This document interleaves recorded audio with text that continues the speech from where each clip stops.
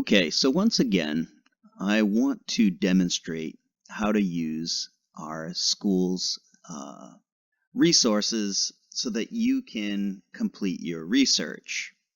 Now, in this particular video, we'll be going over how to find articles in our database. And so the default is set to books. And so we want to go over just to the next tab on the right, and this is articles and databases. So just click on that, and it brings up a whole bunch of different databases. Now these, the ones that you'll find in here are all scholarly and good, but not all of them are particularly useful for our particular class. Now, probably the first one that you want to go to is a site called Jstor. So to get to Jstor, simply click on the J, and this will bring in up a bunch of different sites. And just go down to the bottom where it says Jstor, and you can search. Now, in order to do this, you need to log in. So hopefully you have your login information. And we're at Jstor. Okay, so continuing on with our example, the Black Death, I'll search this.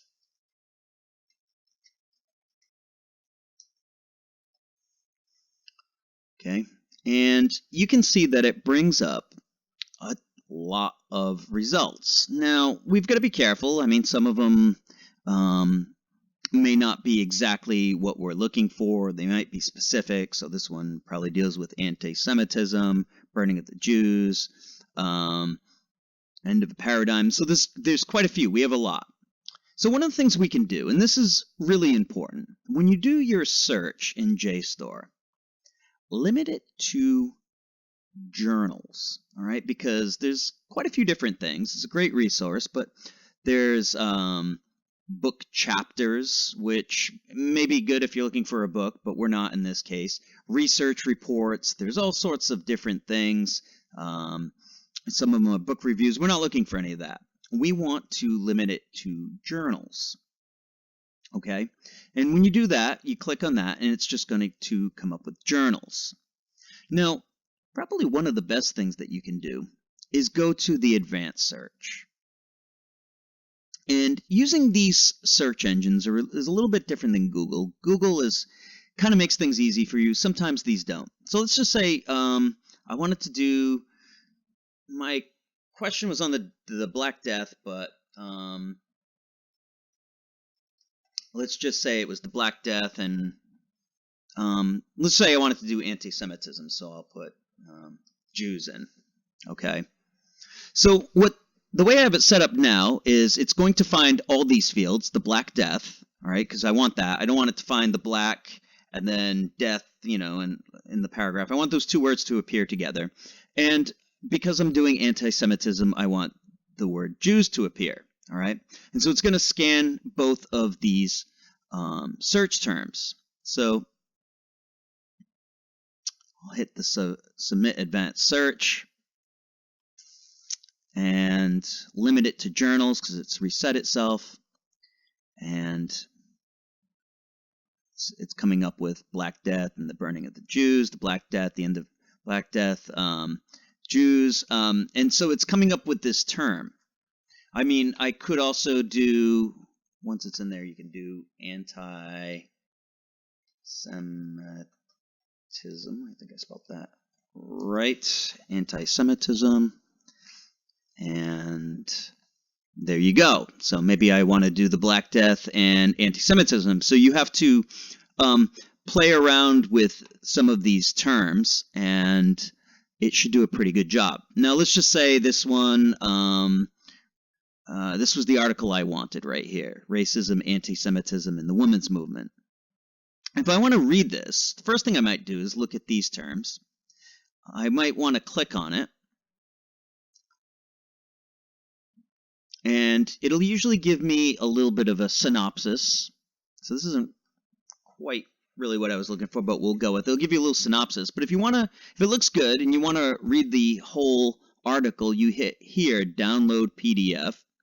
It's just going to make sure that you're going to use it for academic purposes and not put it on the web. So accept and download, and boom, you get the whole entire article right here. Now, there's one more thing I wanted to show you on this Jstor site, and that has to do with citations. So say this is the one I wanted. You can click this Cite button, and it gives you a few different types, depending on what you're going to use. So if you're using MLA or if you're using Chicago, you can just hit this copy button, copies it to the clipboard, and you can paste it to wherever you want to paste it. And so that's Jstor in a nutshell. So the next thing that I want to show you, because there's another database, sometimes Jstor doesn't have what we're looking for. But where you can look is a site called EBSCO. And so you just click on the E, go to EBSCO host, and go to this first one, Academic Search Premier. And it's pretty similar, and simple. So I'll do the Black Death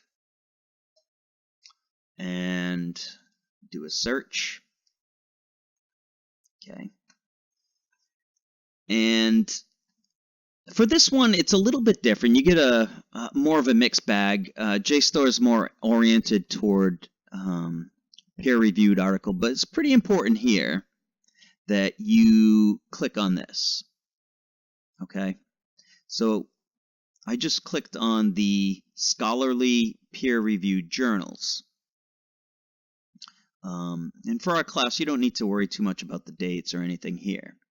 And once again, I mean, some of them are going to be in different languages, so whatever. Unless you speak Greek or Russian or whatever that is, then maybe avoid those. But so, click on something that looks promising to you, and it'll have some information here. And you can click here for the full text article, PDF, full text. Once again, if you go over to the far right, you can see the site options, and they have several different options you can go to. MLA is down here. The only thing with some of these, I don't know why, but they tend to capitalize everything. You don't want to keep it that way. You'd have to go in and manually edit these and just make sure that it's, just the first letter is capitalized. But other than that, it's the same thing. In other words, if you wanted to do the anti-Semitism, you could put "and Jews," and so Black Death and Jewish sources, and Jews in Cape Town. So it'll come up with some the Black Death and the burning of the Jews. If you're doing anti-Semitism, it has the pandemic years down here. So this looks like it might be something you'd be interested in. All right, well, I hope that helps and gives you some idea on how to search for these things and some of the resources that are available.